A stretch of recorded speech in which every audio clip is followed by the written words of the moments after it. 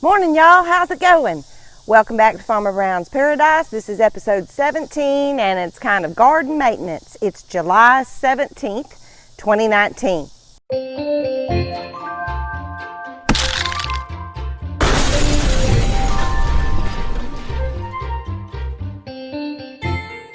Having been gone for about a week, the first of the month, things got a little overgrown and out of hand out here in the vegetable garden. So today I'm doing some generic maintenance and I'll show you a few things that are going on.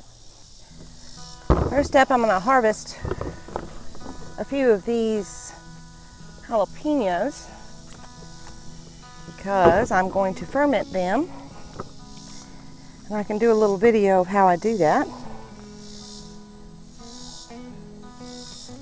I saw one turning red. That one should be pretty hot. And the rest of those are kind of small. In these three buckets I have here, obviously jalapeno peppers, some zinnias, and some cosmos. And I am going to trim down these spent blooms. That one's about to bloom on both because it will encourage more growth, and my chickens will be very happy with me. So I have a bucket down here with everything that's going to go to the chickens. Now in my pepper buckets I have basil, and I've let it just grow and bloom. Again, that helps to keep pests away, but I'm going to cut it back pretty severely here, and I will feed it to the chickens as well. I have so much basil, I'm not worried about saving or drying this, so the chickens will enjoy a treat besides being good for them. When you're cutting your basil, you really don't want to cut it by more than about a third. So if you've let it get too overgrown like I have, it may not produce as well. But I really don't mind because all of these are going to get pulled at the end of the season in about another 6 to 8 weeks. It's about all we have left of our season. Okay, back behind me, there's a row of bush beans. I definitely see some fungal issues going on, so they'll need to be sprayed. Again, they may be on their last legs. I really don't see very many beans, but I'll go ahead and get those harvested.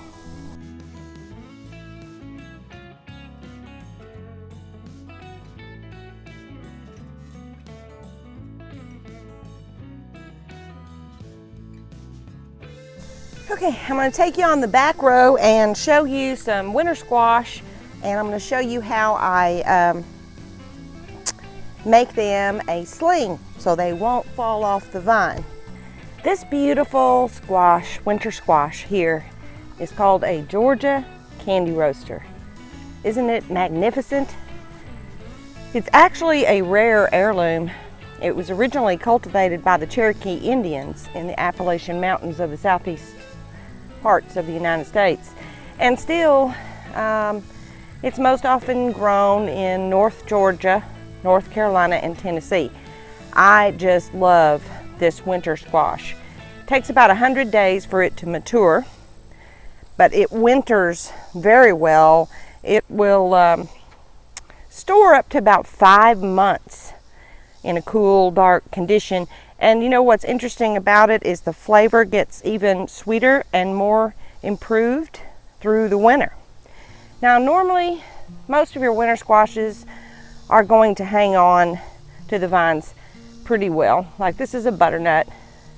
It's not ready, but this right here gets so big and it can weigh up to anywhere from 8 to 12 pounds. I want you to notice the color. It's not far away from being ready to harvest. It changes from a very light green to starting to get the orange and then the green tip. And there's even a little bit of greening through the rest of it. I could do the fingernail test, which is what I usually use to tell when my melons are ready, winter squash I mean, are ready to harvest. And I can still puncture it a little bit. So the rind is really not hard enough, which means it's not quite ripe enough. So I'm going to go ahead. I use a pair of pantyhose, or one leg of a pantyhose for this specific kind of squash. And then I just tie it up to my trellis. When I'm ready to harvest, I just cut it off and we're ready to go. I like pantyhose better than, say, a cotton t-shirt or something like that, because it breathes a lot better than a cotton t-shirt does. Now with something bigger, like a watermelon, if you're growing them vertically, you might have to use a cotton t-shirt. But that's basically it for slinging this Georgia candy roaster. Here's another one that I've already got a sling on. Well, how do you use a candy roaster? Well, the Georgia candy roasters are very sweet, as I mentioned. They can be used in any of winter squash recipe that you have. They can also be used in place of sweet potatoes or pumpkins.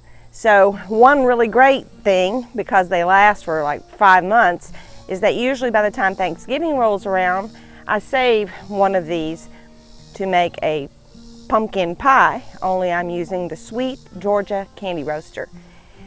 The rind of these is thinner than, say, a butternut or an acorn squash. They're very easy to peel. I use, if I need to peel it, I use like a, a carrot grater to peel it. Sometimes if I'm just going to puree it, like for a pie, I will just cut it in half lengthwise and turn it skin side up, rind side up in a big pan with a little bit of water, and I bake it for a little while, and then that softens the inside, so it cooks the inside so that I can puree it. Not only is it easy to peel, but the meat inside is dense, but it's soft. So it's also pretty easy to cut through if you wanted to, say, make fried squash. It's easy to cut it in little slices. The texture is very creamy. So if you like to grow winter squash, or you like to eat winter squash, you're not going to be able to probably find these in the store. So this is why I like to grow this particular one. And butternuts is another one of our favorites. So, but you know, I can get butternuts in the store, but I can't get Georgia candy roaster. Well, good morning again. It's Friday, July 19th. I couldn't finish videotaping the garden update the other day because both my iPad and I overheated. So it's about 7:30 in the morning, which is a good time to harvest, clean up in the garden before it gets too hot. But you also need to remember, you need to harvest before the sun is hitting your vegetables. They're going to be the sweetest if you pick them first thing in the morning. Now, continuing to talk about the winter squash, we went over the Georgia candy roasters. I want to talk about the butternut. Scared me. Thought it was a bug there. This is a butternut. So let me zoom in, and we're going to talk about how to know when to harvest your beautiful butternuts. As you can see right now with this butternut, it is still quite green, not even close to being ready. So there are 3 basic areas to look for when determining whether your butternuts are ready. The first is color. Now it's still green. A butternut, when it's ripe, should be a beautiful, deep golden tan. The deeper, the better. The second thing about looking at the color or the rind would be it should have a matte finish and not shiny. Now the sun's not out right now, so it's hard to tell that this actually has a little bit of a shiny appearance to it. The second thing would be to look at your stem. You can see here that it's still very dark green. When the butternut is ready to harvest, it should be turning to a brown, almost looking dried out. And lastly, again, with all of the winter squashes, I do the fingernail test. If you can puncture the rind with your fingernail, it is not ready. That rind should be hard enough that it is impenetrable with your fingernail. Now let's move on to some melons. Let's talk about muskmelons. Muskmelons, depending on the variety, are going to take anywhere from 70 to 90 days. Again, you can see this one here. I have put inside a leg of pantyhose to support it. Now, when will I need to harvest this? Right now, you can still see on the rind, in between the raised veiny looking part, it's still quite green. So it's definitely not ready. When the rinds start to change color to that tan, goldy tan color, you need to start looking for a crack in the stem. Additionally, when you harvest it, it should be easy to separate from the stem. If a muskmelon falls off by itself, they are usually overripe. So you really need to watch when these are ready to harvest. You want to harvest when the vines are dry and not wet, early morning, and be careful not to damage them. Now, muskmelons will soften after you've harvested, but they will not continue to sweeten off the vine. So timing is key. When it's ripe, it also should have a sweet smell to it. I usually tip it up and smell this bottom end to see the aroma. Cantaloupes can be stored uncut for about 5 or 6 days, but if you cut them, they'll last in the fridge only for about 3 days if they're wrapped very tightly in plastic. This variety is a Missouri Gold, which we love. We find it to be very, very sweet. A little more cleanup here for the companion plants. Actually, this one probably just needs to come all the way out. This is a zinnia. Just going to give that to the chickens. And deadhead some of these others. Chickens are going to love me. Moving on here to more companion plants. I have oregano and thyme and sage in this 20-gallon grow bag. It definitely needs some trimming, a good haircut. The thyme doesn't really overwinter here,